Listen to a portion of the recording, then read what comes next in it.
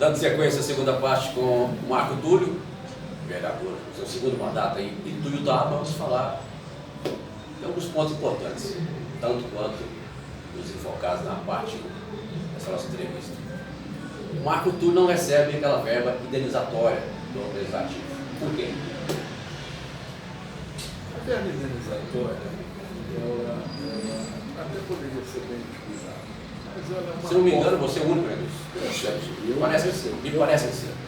Eu nunca recebi. É uma exceção à regra, colocar assim nesse momento. Eu desde o meu primeiro mandato, eu me propus a isso e nunca recebi. Como é que eu vejo a verba indenizatória? A verba indenizatória, ela só para quem está assistindo, entendeu? Pensa o seguinte: o vereador recebe o seu salário, os seus assessores recebem os salários. Agora, algumas despesas de gabinete são pagas pela própria Câmara. Por exemplo, aluguel, telefone, essas coisas que são previstas assessores. no dia a dia, né? Os assessores pessoal é uma outra cota, mas enfim, na questão das verbas previsíveis, a Câmara faz essas despesas, tá certo? Existem outras despesas para o desempenho do mandato que a Câmara não faz diretamente. O vereador faria o gasto, e apresentaria os comprovantes e ele seria reembolsado daquele gasto. Por isso que ela chama verba indenizatória. Ele indeniza o vereador pelo seu gasto. Eu nunca usei. Aí entra, como exemplo, combustível. Combustível, trocar pneu, água, para comprar material de escritório, impresso, tudo, jornal, tudo isso. Tá certo? Aqui não, aqui eu, por exemplo, compro as tintas da minha impressora, eu compro a água que a gente serve, às vezes, um cafezinho que a gente serve, tá certo? Eu faço os meus impressos do meu bolso e não cobro indenização. Eu assino os jornais e pago pelas assinaturas. Eu acho que o vereador ganha bem, ele é bem remunerado, dá para ele fazer essas despesas. Tem gente que anda mais de carro, tá? Enfim. Eu não uso, porque é uma porta aberta para o mal feito. Não estou dizendo que a pessoa vá fazer o mal feito.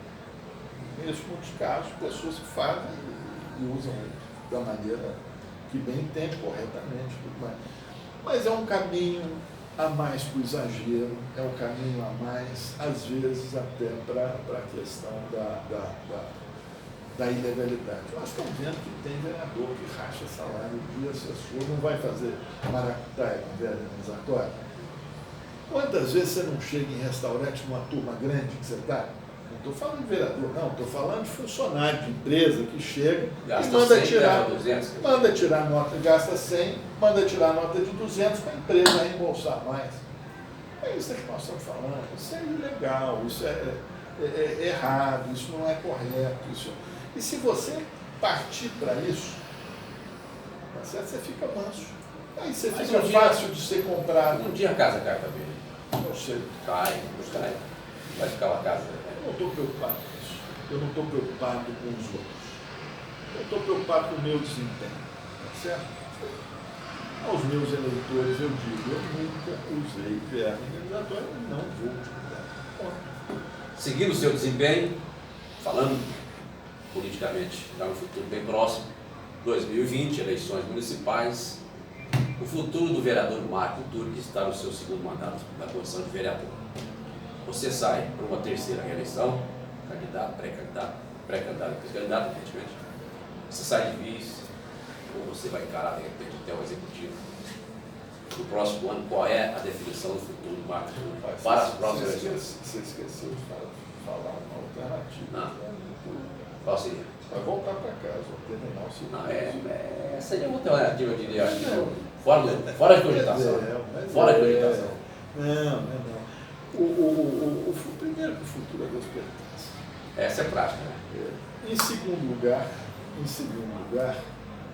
ainda falta um ano para o final do mandato. Eu tenho que estar preocupado agora com o final do mandato, porque o final nós vamos terminar, nós vamos período eleitoral vai de julho, um pouco mais cedo, até setembro, outubro, do ano que vem. Eu acho que tem muito prazo ainda. Falando no presidente, eu acho que o presidente É de brincadeira. Está brincadeira. Tem um ano de mandato. Não chegou num ano de mandato, está falando em reeleição. Preocupado com a eleição. Para comigo. Preocupar com arrumar 13 milhões de empregos que os brasileiros estão faltando. Agora, preocupar com arrumar dinheiro para investir na educação. Agora, na questão municipal, é diferente que a eleição já é hoje. Tem que começar a construir agora, né? Vamos aguardar. Qual que é a sua tendência nesse momento? A tendência, no momento. Eu vou ser sincero, a tendência no momento é eu me concentrar no meu mandato. Eu acho que o mandato é importante. Está bem seguro do hoje, né? Não estou não. A importância, eu acho que a gente tem, eu acho uma inversão de valores muito grande. O sujeito, a hora que ele entra no mandato, pensar no próximo. O próximo é consequência da campanha, não do mandato inteiro. E a campanha é feita nos últimos meses, nos últimos meses de governo. Entendeu? O cara que se preocupa em fazer campanha desde o primeiro dia, ele está se preocupando em ser um político profissional. Isso é uma coisa que eu nunca... É a antítese da minha preocupação. Isso seria um recado seu hoje para algumas questões que estão acontecendo na cidade? Não é recado para ninguém, não. Isso eu estou exprimendo, você me pediu para fazer entrevista comigo. Sim. Eu estou exprimendo o meu ponto de vista. A minha crença é uma oportunidade boa que a gente tem de falar com o público. Nem sempre a gente tem essa oportunidade. Eu não sou um cara muito ativo nas redes sociais, por exemplo. Tá certo? De vez em quando eu lá, 2 minhas chamadinhas. É uma opção sua ou é uma falta de repente, atentar para isso? Não, eu acho que é uma falta de habilidade que eu tenho. É uma falta de habilidade que eu tenho. É um defeito, vamos dizer assim, um defeito que eu tenho. Eu não gosto de ficar apontando os meus defeitos, não, porque todo mundo acha muito mais do que isso. Todo mundo tem defeito. Não, e todo mundo acha os defeitos da gente muito melhor do que a gente mesmo. Mas eu confesso que esse é um defeito que eu tenho, uma inabilidade que eu tenho. Agora, eu acho um absurdo o sujeito ser um político profissional. O sujeito não dá conta de fazer outra coisa na vida. Profissional, político profissional. Certo? O cara não dá conta de fazer outra coisa na vida. Eu entrei para a política, você acredite ou não, eu entrei para a política para tentar devolver para a sociedade um pouco do muito de bom que a sociedade me proporcionou. Já ouvi isso antes. Tá certo? Eu acho que eu sou um afortunado. Eu sou um cara que sempre teve sorte. Eu sou um cara bem formado, eu sou um cara... Às vezes não é sorte, é trabalho. Enfim, chame como... Projeto de vida. Tem uma piada muito interessante, um sujeito, um grande industrial paulista, bem sucedido, uma outra pessoa, um amigo dele, chegou e falou, nossa senhora, mas você tem sorte demais nos negócios. E o cara respondeu, nossa, eu tenho muita sorte mesmo. Agora tem um negócio muito engraçado. Quanto mais eu trabalho, mais sorte eu tenho. Basicamente é isso. Exatamente, eu achei interessante, eu quis só emendar. Mas eu sou um cara afortunado. Eu acho que todas as pessoas afortunadas deveriam, em algum momento na vida, fazer algum tipo de trabalho voluntário. Eu encaro o trabalho de vereador, o meu trabalho de político, como um trabalho voluntário em prol da sociedade. Tem gente que vai para o hospital, tem gente que vai para o Santo Espírita, tem gente que vai para o grupo católico, para aqui, para ali. Eu gosto de participar da política, eu acho que é uma maneira interessante. Você do Brasil. Desculpa. Não, eu peço desculpa por te interrompendo. De onde vem a sua base eleitoral, basicamente? Já que você colocou esse trabalho aí, me atentei para essa questão. Cara, eu não tenho base eleitoral. Eu não tenho curral. Não, eu não tenho curral eleitoral. Eu tento conversar com as pessoas. Eu tento ir à casa das pessoas. Eu gosto da campanha política. Por exemplo, na campanha, na última campanha, na penúltima campanha para presidente, eu fui candidato. Porque a população reclama muito o seguinte, política, isso que você falou, de contato com o público e tal, vou à casa e tal.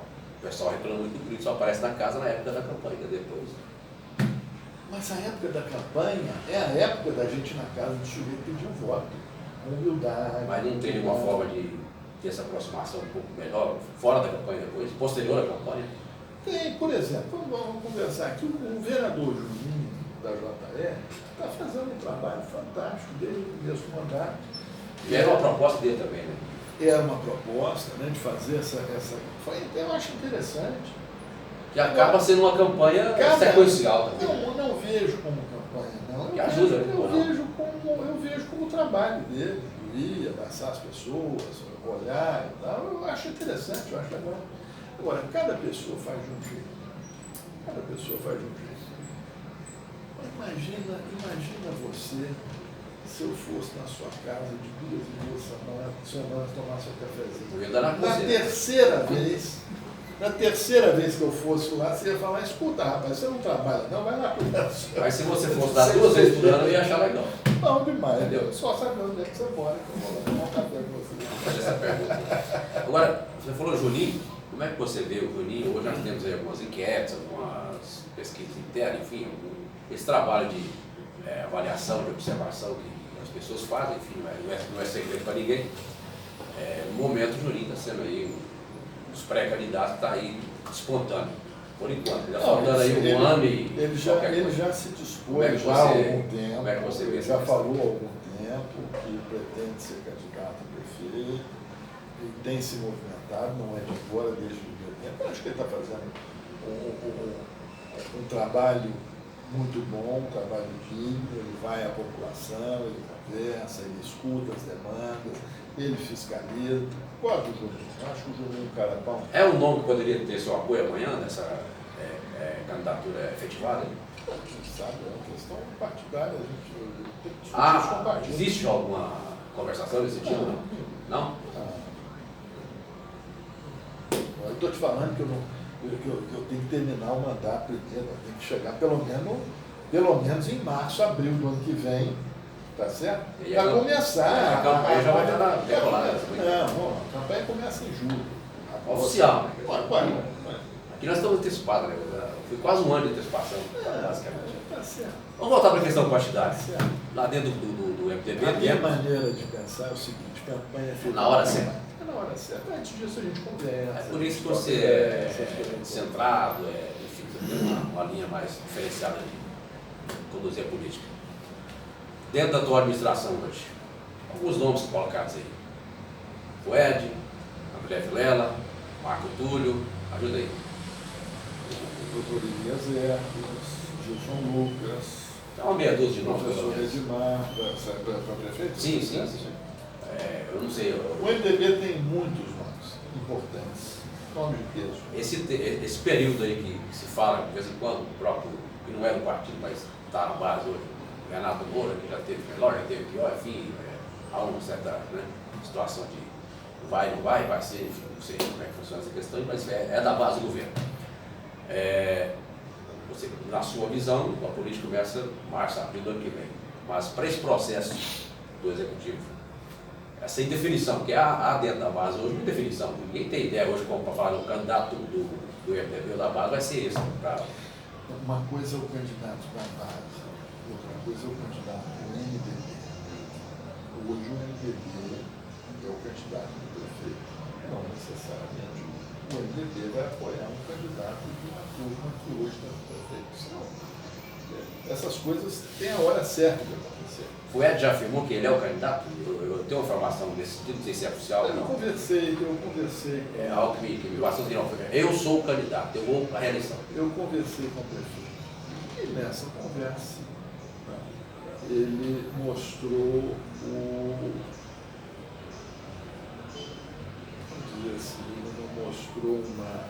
ele não se mostrou incisivo demais, mas ele deixou bastante claro que pode ser candidato. Eu acho que é natural, ele é o prefeito. Né? Existe a reeleição, ele é o candidato natural do partido hoje. E aí é uma questão de avaliação, sabe? Se eu sendo natural, se eu posso sair a eleição e vencer a eleição. É uma questão de... Isso é uma discussão partidária interna, né? Que vai ser feita na hora. Você defende hoje uma reeleição do FED, hoje, esse momento? Eu não defendo e nem sou contra. Eu acho que tem que haver uma discussão interna do partido. Tá, mas dentro da discussão, a sua linha de raciocínio qual? A minha linha de raciocínio é que nós temos que construir um partido mais forte do que ele está hoje. Renovação. Não, construir um partido mais forte. Não é que eu seja contra a renovação. Eu estou dizendo que normalmente se associa a renovação ao desligamento automático das lideranças antigas. E apesar de eu ter dito em 2009, nós falamos aqui agora na primeira etapa dessa entrevista, que em 2009 eu já falava na questão da necessidade de uma troca de gerações, uma reforma geracional na política de que eu estava, porque isso inclui a sua questão partidária? Porque as elites políticas já estão envelhecidas e não se preocuparam muito em fazer, em oxigenar as suas bases. Eu creio que o MDB precisa oxigenar as suas bases. Não seria o momento exato, agora pensando na próxima eleição, nesse caso? Mas oxigenar as bases não significa trocar o candidato a prefeito, significa ampliar a sua representatividade interna. Certo? É preciso ter mais pessoas e pessoas muito fechado, em maior tamanho, muito fechado, extremamente fechado. Talvez aí entra aquela questão que eu coloquei. O problema é um problema sério que vem de 2007. Muito conservador? Não. Em 2007, houve uma virada de mesa. O MDB aqui era um partido que sempre teve diretório constituído. Na época, PMDB. PMDB. Sempre teve diretório constituído. Sempre teve. E em 2007 o diretório foi estuprado. Basicamente foi estuprado. Arrebentaram. Pesada essa questão. Não, mas foi pesado. Arrebentaram a estrutura interna do partido para tomar o partido. Isso politicamente. De cima para baixo. De cima para baixo. Nunca tinha acontecido isso. E isso causou feridas que ainda não cicatrizaram. E até hoje não conseguiu pegar uma direção. E até hoje não conseguiu, vamos dizer assim, atingir o nível de interlocução com a sociedade que o MDB sempre teve, mas hoje está afastado. No Brasil inteiro. Foi assim. Não, o MDB é um grande partido no Brasil inteiro, tá certo? Mas aqui estou analisando a questão local, especificamente a questão local. Então ela interrompeu a interlocução do partido com os seus representados, com a população, e isso trouxe, nós estamos falando de alguma coisa que aconteceu 2 anos atrás, certo? Isso trouxe reflexos. Então eu advogo a necessidade de oxigenação interna do partido, mas não oxigenação de cima para baixo, isso não existe. Eu acho que nós temos que ter mais gente e mais sintonizada com a população. Eu acho que nós distanciamos muito. Isso você já colocou na mesa de debate, internamente do partido? Como é que isso foi visto? Como que isso está sendo visto? Há uma tendência para que isso possa ocorrer ou não? Hoje existe um esforço muito grande para que seja feita essa oxigenação. O FUED pensa isso ou não? O FUED é um membro do partido. Mas é um líder maior, até porque está no comando do município, enfim, deve ter um peso na sua... Porque se fala muito do FUED. O que estraga a política são os adjetivos. Essa questão de líder maior. Por que líder maior? Por que líder menor? Tem um líder médio, líder pequenininho, líder gigantesco. Eu acho que a liderança é algo, partidariamente falando, é algo que se impõe naturalmente, quer dizer, não é imposto naturalmente, é conquistado naturalmente. E líder é líder, não se faz líder. O líder ele é construído aos poucos, ele é uma coisa que é uma questão de confiança, uma questão de... Não resta dúvida que o FUED é um líder, não só do MDB, mas é um líder político local. Para falar em líder maior... Você se considera líder ou não? Não, eu sou um soldado. Só um soldado? Sou um soldado do partido. Só pensa como soldado ou de repente um soldado pode chegar a uma graduação melhor? Eu penso como um soldado que pensa. certo? Bem pensado. Eu penso como um soldado que pensa. Eu acho que o que nós temos que fazer é lutar para ter um partido mais aberto, um partido mais em sintonia com a população, que entenda o Ouvir discurso. mais, de repente, essa própria população. Eu já te falei que eu sou um excelente, tem dia que eu fico até rouco de tanto ouvir, tá certo? Eu acho que o partido também deveria ficar rouco de tanto ouvir e ouvir a população, certo?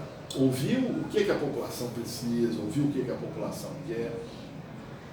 Hoje nós carecemos, hoje nós vivemos numa sociedade extremamente dividida. Mas você fala hoje, é do TPI, né? Não é bem hoje, mas enfim.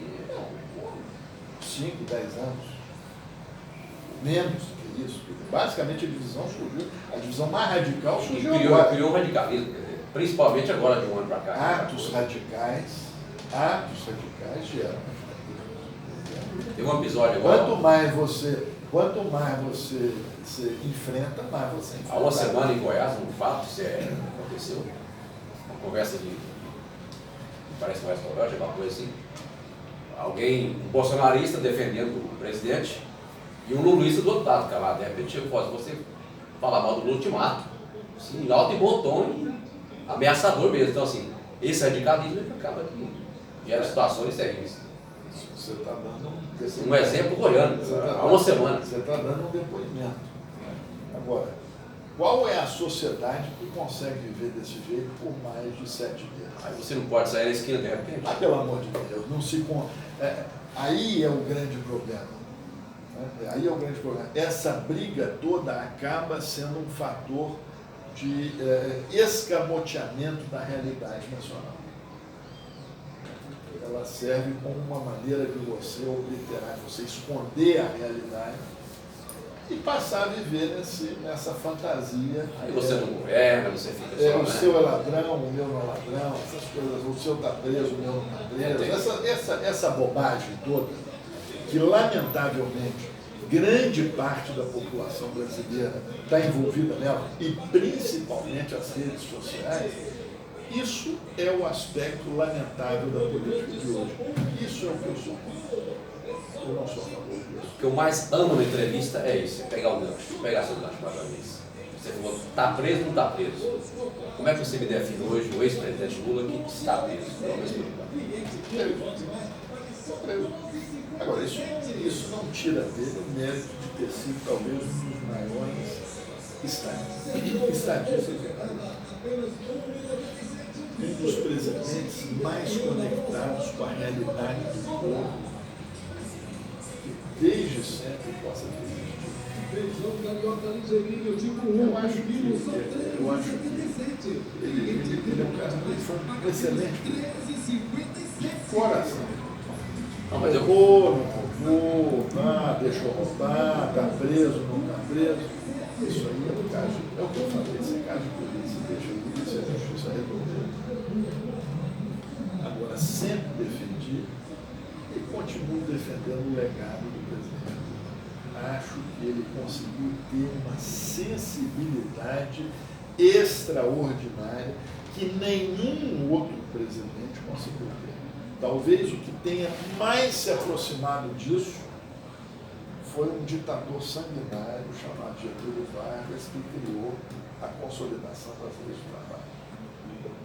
Primeiro, quando surgiu a carteira assinada na época do Vargas. Agora, é por isso que meu avô, por exemplo, é o libanês que veio para o Brasil, é por isso que eu tinha no Getúlio Vargas um ídolo maior. Eu não concordo com ele, eu acho que o cara era um ditador. Isso aí já é um demérito muito grande, um peso muito grande. Mas se você tirar toda essa barbárie que houve na época, foi um excelente político. E foi um político sintonizado com a realidade do povo. No Brasil hoje, grande parte continua desde a época Vargas até agora. Só que o Vargas era da elite. O Vargas era um fazendeirão, tal. O Lula não. O Lula é um cara que teve pós-graduação em pobreza. Talvez daí essa empatia maior com grande parte da população. Por isso que eu chamei de centrado lá no pensar na nossa entrevista. Porque uma coisa é você ver o que aconteceu no governo Lula em 8 anos de mandato e ver o que vem depois, a questão de denúncia, prisão, enfim, toda essa questão que existe aí. É lamentável. Cada coisa é uma coisa, mas. É lamentável, mas a gente tem Aí que você ter... não pode tirar o lado. Não, a gente tem que ter o discernimento. A gente não pode ter a paixão, ser dominado pela paixão a tal ponto de se tornar certo. Aí, A quando... gente tem que ver o que está certo, a gente tem que ver o que está errado, tem que ponderar e ver. Política é isso, a gente não é ser o dono da verdade nem ser o mais correto de todos. O nosso bate-papo é tão assim aberto que eu perdi um cliente na minha cidade por a questão partidária, quando fui colocar essa questão. Já? Estamos já extrapolando a segunda etapa do. É brincadeira. O homem fala pouco, né? Tem pouco argumento. Fala pouco. Eu vou te ser Mas- sincero, perdi muito voto por causa disso. Não, eu perdi um cliente. Eu perdi muito Porque voto. quando eu coloquei para o meu cliente, inclusive o pai do cliente, que olha, você já sobreviveu uma vez sequer na sua vida na época o salário mínimo era R$840. R$840 com 2, 3 filhos, pagando aluguel, isso, aquilo e tal. Aí já me olhou com aquela cara. Pois é, na época do governo passado, houve a possibilidade dessa pessoa que ganhava um salário mínimo pagar uma casa própria por R$50 prestação mensal. Então isso já fechou o assunto. Bem ou mal é uma realidade. E aí a coisa ganha outro caminho, enfim. Perdi o cliente, vai fazer o quê? Eu tenho uma questão, minha verdade ela vai, independente de agradar. Eu certamente perdi muitos votos conservadores. Não, inclusive seu posicionamento é meio oposto de muitas questões, de muitas pessoas do seu próprio partido. Quer dizer, antes aliado ao PT, depois não, aí agora na ração todo o pessoal. Esquece que não. Pois é, parece que detetizou, né? Não, agora eu sou. Parece que detetizou. Você ficou ali. Eu acho que a gente tem que ter. É muita injustiça. Não, a gente tem que ter o mínimo de seriedade para conversar, senão fica difícil. É isso? Agradeço sua participação. Eu que agradeço. E fica à vontade para suas considerações. Pô, conversa, não, tem que considerar, já considerei demais. Já considerei demais aqui, já tomei demais o tempo de vocês, seus espectadores. Fiquei muito satisfeito, isso é um bom papo. Gostei da prosa. E aqui o detalhe, né? Só aparece aqui no RBN quem tem história, quem faz história. Porque o pessoal aqui não adianta, né? É difícil, né? Não tem conteúdo. Não, é verdade, entendeu? Não tem conteúdo. Como é que eu vou fazer uma... Eu não tenho condição aqui, ó. Isso aqui é um exemplo de... Você pode não gostar do Marco Túlio por uma questão, você pode não achar que o trabalho dele não é o mais correto. Você pode não votar. Na sua opinião, mas é um cidadão centrado, inteligente, coerente, enfim, tem o seu trabalho de forma muito séria no legislativo e está o exemplo para quem quiser ver. Isso é uma realidade. Contra fatos não há argumentos. Isso é uma questão mais antiga do que tudo. Muito obrigado Eu que agradeço. pela gentileza. Não, mas eu não tenho esse negócio. De vez em quando o pessoal fica meio. Eu crio umas turbulências porque eu falo o que eu penso sempre e dou quem doer, não trabalho para ninguém, não tenho vínculo com prefeitura de Tuiutaba, enfim, sou, por enquanto, um cidadão livre para falar do que eu penso, porque às vezes o pessoal fica atado, né? Porque tem um negócio aqui, tem uma situação, então é complicado. Inclusive tem umas questões internas que a gente vivenciamos umas questões que é de terrível, não vou nem falar porque não é o meu caso agora, mas enfim, vamos em frente. Um abraço para você que acompanhou mais o trabalho do Grupo FBN de Comunicação, sempre, cada vez mais pertinho de você.